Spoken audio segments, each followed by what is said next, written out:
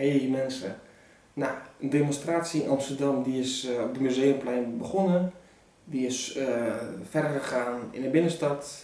Daar zijn ze ingesloten.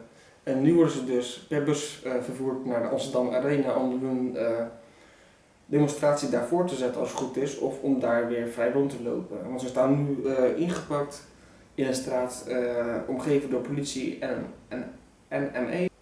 En ze worden dus in bussen gezet, vervoerd naar de Amsterdam Arena in ieder geval. En daar gaan ze dus of verder of ze gaan naar huis. Ik denk dat het wordt opgeroepen om naar huis te gaan. Maar we gaan het wel zien. En als je dat nog verder wil kijken, dan zou ik zeggen, kijk de video van Video Ik Verzet. Die is er ook bij aanwezig. Wat is er dus op de Museumplein zelf gebeurd, omdat ze daar weg konden? Daar was dus een demonstratie en onder de demonstranten was een eerste en tweede linie. De eerste linie waren veteranen en de tweede linie waren zorgmedewerkers, waarvoor diep respect. Toen werd dus om 12 uur gezegd van de demonstratie is verboden.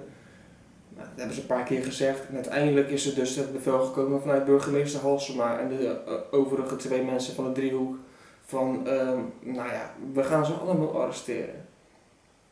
Dat hebben ze 2 keer gezegd en toen heeft de mensenmassa dus besloten van, ja weet je wat, we gaan wel van het plein af, met z'n allen. Dus toen zijn ze dus de binnenstad ingetrokken, ze hebben een kwartier gelopen, het verkeer een beetje ontstemd, maar het verkeer ging wat toeteren allemaal. En de mensen waren ook aan het kijken vanuit hun huizen. En toen werden ze dus ingesloten op een bepaalde kade.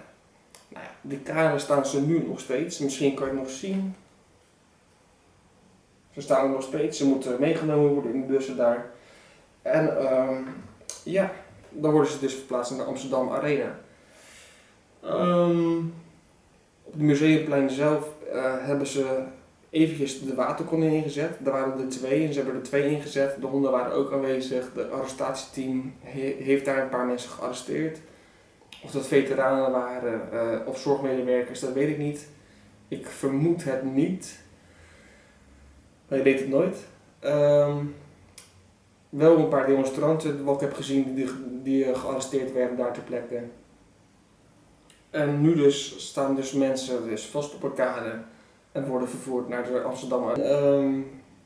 Ik ben blij dat de mensen niet massaal worden gearresteerd, want ten eerste is er niet zoveel capaciteit. En ten tweede, voor wat voor doel zou je dat eigenlijk doen? Want je arresteert ze dan en zet ze allemaal bij elkaar. En juist in plekken waar je mensen allemaal binnenshuis bij elkaar zet, daar komen dus de meeste besmettingen voor, wat je wordt verteld. Dus dat zou ook niet echt goed zijn. Verder ben ik ook tegen het coronapaspoort bijvoorbeeld, of het vaccinatiebewijs. Want dat slaat in mijn ogen nergens op. Een paspoort om te gaan reizen of een paspoort om ergens te mogen werken. Omdat je anders een bepaald risico loopt. Terwijl je alsnog een risico loopt als je gevaccineerd bent. Ja, ik vind het een beetje, in mijn ogen vind ik het een beetje apart. Maar jij moet er anders over denken, maar ik vind het apart. Zoals je hier misschien kan zien, zie je ook nog mensen aan de overkant staan daar. Dat zijn toeschouwers, die komen dus voor de mensen op. En er zullen ook wel mensen zijn die nog van de demonstratie zijn. Maar ja, omdat al die mensen dus door de binnenstad zijn gelopen, heeft het dus ook een andere mensenmassa soort een beetje wakker geschud om te kijken van wat is aan de hand. Net dus te laat, maar er was dus iemand aan de ene kant van de oever die is ingesloten, die is overgezwommen naar de andere kant van de oever van waar de mensen staan die niet gearresteerd konden worden of die niet werden vervoerd naar een andere locatie. Dus die is eventjes gaan overzwemmen van de ene kant naar de andere kant.